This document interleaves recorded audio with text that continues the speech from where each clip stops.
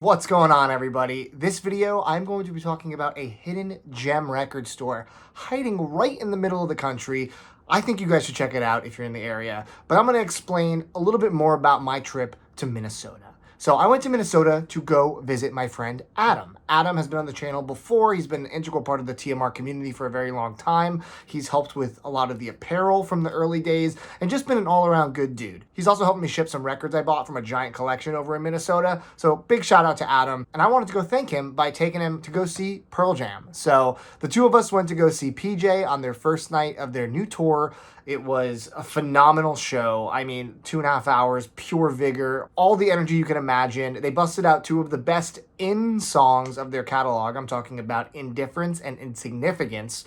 Amazing. And then they played State of Love and Trust, which is one of my favorites. And the highlight for me was Eddie Vedder's cover of Wildflowers by Tom Petty, which is my favorite cover song next to Jose Gonzalez's Heartbeats, of course. And wow, just seeing that live, the odds of seeing that are so astronomically low. But enough about that recap. Let's talk about vinyl, because I know that's why you guys are here. So I went to Minneapolis a couple years ago. I did a video. And if you don't remember that video, click up and go watch it. But let's talk about this video now. I'm going to show you guys some of the stuff I got and talk about some of the stores I went to, including one that's just unbelievable. So I'm going to start off on a bit of a downer. I finally got to go to Electric Fetus, which is famously known as Prince's favorite record store in the world, right in his hometown. And I've heard the legends. I was so excited to go. I missed it last time I was in town because they were closed on the day that I was able to record shop, which is a huge bummer. Finally made it this time, and I didn't love it. A lot of new distro and new records, a very small kind of aisle of used stuff, and half the store was like gifts and tchotchkes and bags and little random things. I didn't really love the dig. I just thought that their selection was a little underwhelming. Their wall of rare records behind the counter was extremely underwhelming. Like, I don't think there was one record over $100. I wanted to see some crazy rarities when I go to a big legendary store like that. So I left basically empty-handed there, which is a shock for me to go to a record store these days and not find anything. So that was a disappointment, to say the least. But I decided to go back to one of the stores I loved last time, Agharta Records. Such a good store. It is a massive dig. They have a huge, huge room, and then they have a back area full of like cheapies, but like I went back there and found some kind of interesting things for like $3 to $5 that were definitely more valuable than that. Not crazy finds, but it's a good room to dig in. When I went in there, the guy who was working there recognized me from last time I was there, and I did a video. We chatted for a while. Super nice dude. We actually talked a lot about Record Store Day and kind of the pros and cons of that, and it kind of got me thinking about doing a video about that. But maybe I'm getting ahead of myself. Let's focus on this video first. Found a couple cool things there, but I'm only going to highlight a few in lieu of the bigger part of this video. Two things I grabbed there. This is not like insanely hard to find, but I slept on picking up these Lush reissues. This is Love Life, and this is the clear vinyl variant, which sold out in a lot of places. I had trouble finding it. Didn't jump on it in time, but they had a copy, so very excited to have this. Just a shoegaze masterpiece. And then this one was actually kind of funny to me. I've never seen this in person. I saw it floating around online a little bit, but this is Kanye West's Donda. As many of you know, Kanye put out a 4 LP, just all black packaging, massive gatefold, black discs, black labels, basically the most nondescript thing you can imagine. That was the follow-up track list where he released a deluxe version that had everything out of order, and it was a nightmare to listen to with a bunch of garbage mixed in. And it's not the way I want to listen to this record, which ultimately, when you strip it down to some of the essentials, it's a great record. So this cover art, I forget if this was just a random image Kanye posted or a fan image. I truly don't remember, but this was not the cover of the album, but someone made a bootleg really quick as soon as the album came out with this cover, which I think is actually a very cool cover. And the track list is normal. It's just the tracks that you'd want without all the deluxe bloat and the weird ordering. So I love that he's not getting any money from this, and I love that I can actually listen to it in the way that I would like to. So that was a cool find. And also, when I was at the counter, I noticed this guy, and I mentioned how cool it was, and he threw it in for me for free, which is so nice. So, Trooper 7-inch, Iron Maiden. Awesome. But let's not delay. I know why you're here. I teased you with the promise of one of the best record stores in the country, and I believe I found it. Last time I did a video in Minnesota, I tragically made it to this store about 20 minutes before they closed. I got their close time wrong, so by the time I got in there, all I could do was marvel at the incredible rare wall, look through like one new arrival bin, and I had to go. So I've been thinking about the store for 2 years. My buddy Adam has hyped it up for many years, and I almost hate to blow the secret up. Last time I did this was Eagle Valley Music in Minturn, Colorado, and I have been told by many people, including the owner, that since making that video, tons of people flock there and basically clean it out. But the thing about this store is that the owner is so good at getting collections. He is so expert at curating the store that I feel like no matter when you go, you will find things, and that's what makes a great store in my opinion. Now, without further ado, the store is called Mill City Sounds. It's in Hopkins, Minnesota, and it is a tremendous store. I mean, you walk in and they have a huge new arrival section. They also have a grail wall that is the whole length of the store, and on that wall is just an insane array of things. I mean, everything from super rare mo-fis to out-of-print obscure hip-hop records to just, it's everything you could imagine, and I had to really restrain myself from not going absolutely wild at that wall.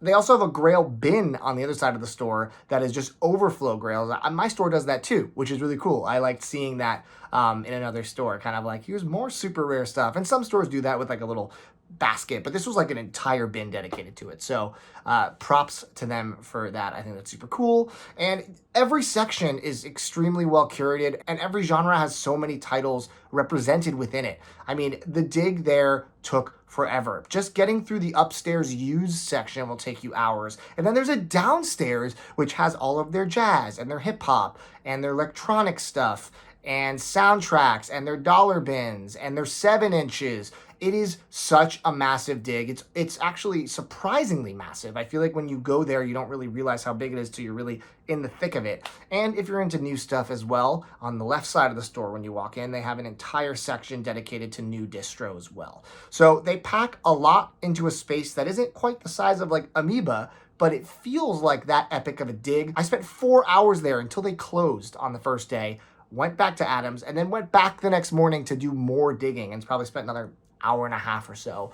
I left with 2 giant crates of records, some of which for myself, some of which probably will end up in the store. And I'm going to show you guys some of my highlights in this video. And I also got to talk to the owner, Rob, who's an extremely cool, kind guy who really has the right idea on how to run an amazing record store. And I got to do a little interview with him. So let's watch that, and then I'll show you what I got. I'm here with the owner of Mill City Sound, Rob Shearley. Hi. Hi, nice to meet you. So this is one of the best stores that I've been to in the States, and that means basically ever. When did you open up? 9 years ago. That recently? Yep, 9 years ago. Actually, that surprises me. What sparked you? Have you worked in record stores before this? I was a record collector for 55 years before I started the record store, and it was one of those deals where I was in technology and I retired from the technology business, and too young to do nothing, so I said, I'm going to open a record store. And because I've always collected records, it became one of those passions that you just do, and you end up starting it for all the wrong reasons. I didn't really start it as a business. I started it as just a way to kind of buy more records. I can't relate. Yeah, exactly. You know, and we end up, you know, and most record store owners, I mean, they, you know, we all get into it because we're passionate about our music and we like vinyl, and it's kind of an addiction. And once you get into it, it's really hard to get out of it. And so I had the fortune of being able to visit lots and lots of record stores. And when I had a normal job with that, I used to travel all over the world with that. So I visited stores all over, and I got a chance to kind of see which were the better stores and what they did. Yeah. And the one thing they all had in common, the stores that I really, really liked, they had really cool records. That seems to be the tying factor between my favorites as well. And the challenge as a record store, you know, as a record guy, you're kind of proud of your, you know, when you find these collections with that. But sure. The bummer is you put them on the wall and all of a sudden everybody buys them. And I know it's like every once in a while my wife has to calm me down and say, hon, you know, the reason you started a store is so people can buy records. Right. She says if you're just hiding them so they can't buy them, you're hoarding, you know. You know, it's a fine line, right? Fine line, it's a fine very line. Fine line, you know. So what do you think separates Mill City Sound from other stores? Like, this is objectively one of the best stores I've ever been to. So what do you think that factor is beyond the good records? We have a good crew. Everybody who works here loves vinyl. I mean, I've got 9 people that work here, and all of those 9 people are really, really into music. Now, I'm the crazy kind of guy that I don't put anything used online because my idea has always been is that I don't want some guy in New York buying a record that somebody locally might want to buy with that, because I'm trying to support the neighborhood, you know, and when, you know, the big fish buy all your big records with us, then you don't have a lot to offer, you know, your local, you know, people that come in every day with that. Yeah, and, I agree with that, because what I do is I try to do about a month in the store for anything that would potentially go online, because you gotta support, like, the people that are local help you keep your lights on. You have to keep a community. Yeah, and I think that's a great strategy. I really think that is, because then at that point you've given everybody locally a chance to look at it and say, do I want it? Do I want to buy it? If I don't buy it, then I can offer it to the larger, you know, the world of the internet. You know, everybody has got a musical timestamp, and that timestamp typically tends to be from when you were 15 to 25. And you follow that timestamp the rest of your life with that. Yeah, I mean, that's cool. I don't know how many times I bought MC5, Kick Out the Jams. I mean, God damn it, you know. Uncensored, censored. Exactly, you know. And why do I keep buying it? Because it's a phenomenal record. Yeah. There's a saying in music: everybody knows what they like, and everybody likes what they know. You know, and it's really true. And you've done a terrific job of every section being not just well curated, but it's just full. Like, each section is represented with a lot of good records, and there are so few stores that can say that these days. You know, some stores specialize in one genre and the rest all suffer, and you guys really don't have a strength because everything's strong.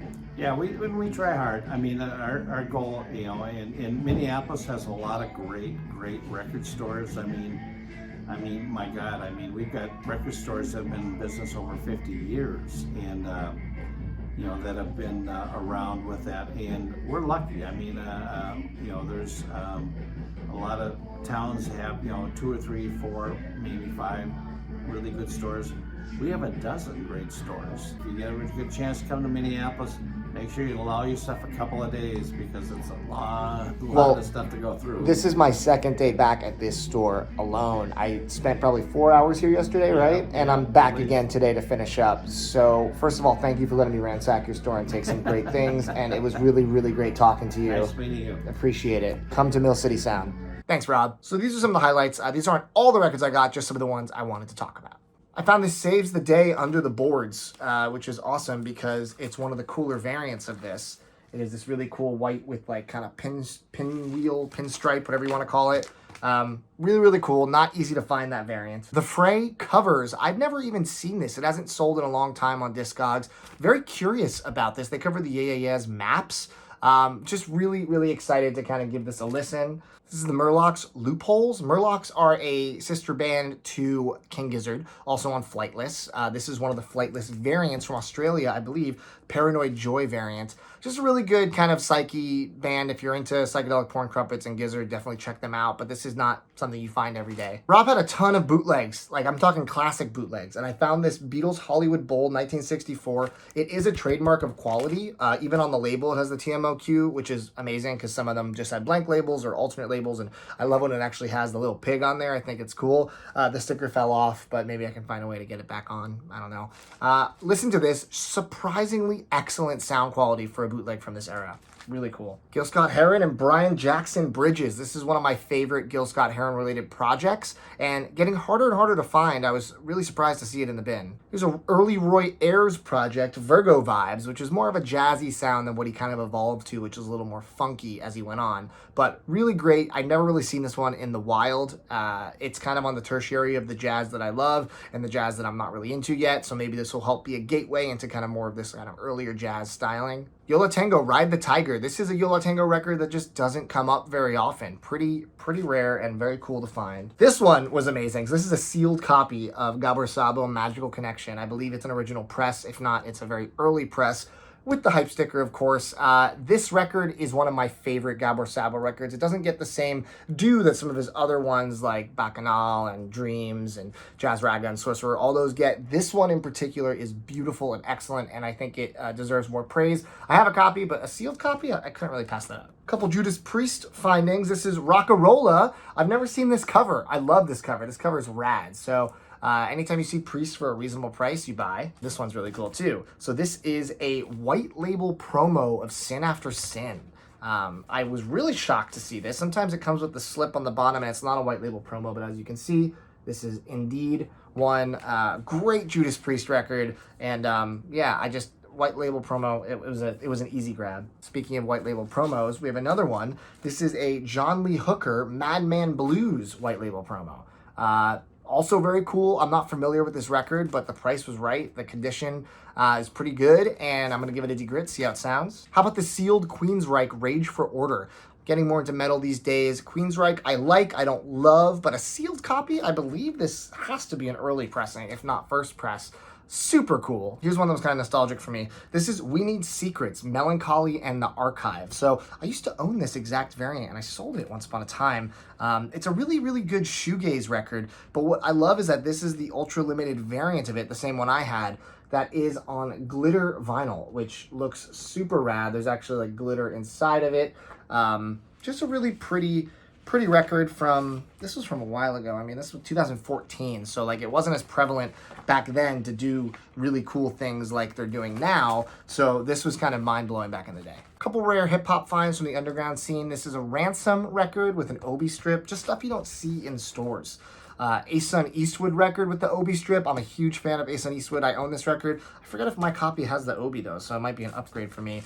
And then on their wall, I spied this rarity. This is Kaz Honor Killed the Samurai. Such a good record, beautiful beats, really good rapping from one of the best MCs in the underground scene, and that's a very, very rare record. Super hard to find. The price was extremely reasonable. In the bins, I found this. If you guys are fans of the label Sly Vinyl, this is one of their earliest releases. I probably own this somewhere. This is a post-rock band called Damascus, and this is Heights for $10. Awesome variant. Early Sly Vinyl. This might have even been before Eric Hughes took the label over, or maybe his first release or one of the early ones. Just super cool to see it in a store. And then a sealed copy of the Twilight Singers Powder Burns. I've been getting into the Twilight Singers, and I was anxiously awaiting their box set until I saw the price of the box set. It is absurd. I definitely wouldn't pay that for something that takes away the awesome album art of all of the records and just kind of whites them all out with like alternate covers. The price was crazy, and it was something that everybody wants, but I've unanimously seen people kind of laugh at the price and basically say, no, I'm not buying that. So I guess it just makes more sense to track down the originals. And I got lucky to grab this for a really affordable price.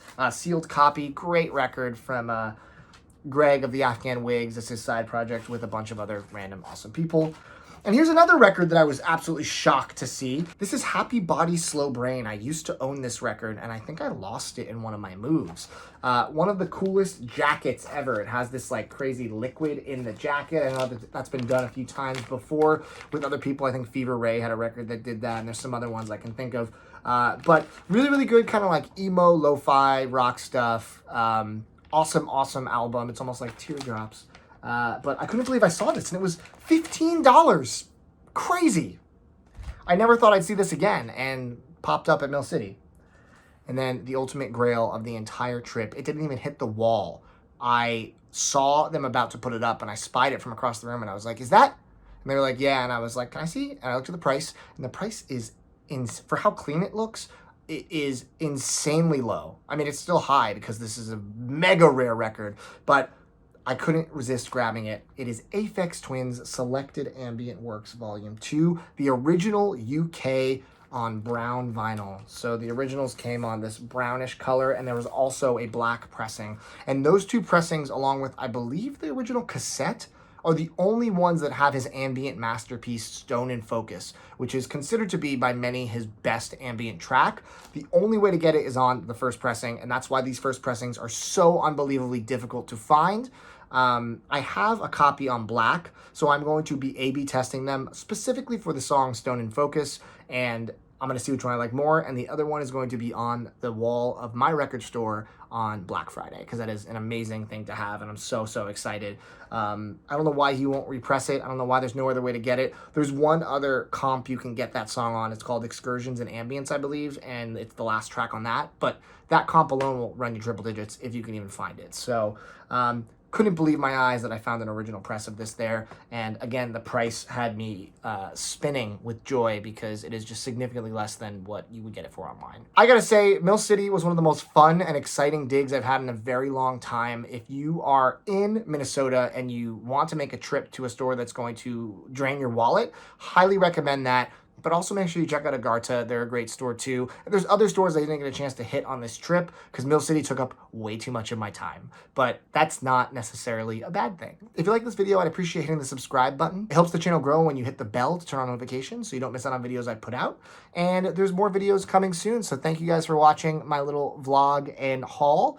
Leave a comment with your favorite record that I showed off or your favorite stores in Minnesota. Thanks for watching, guys. Take it easy.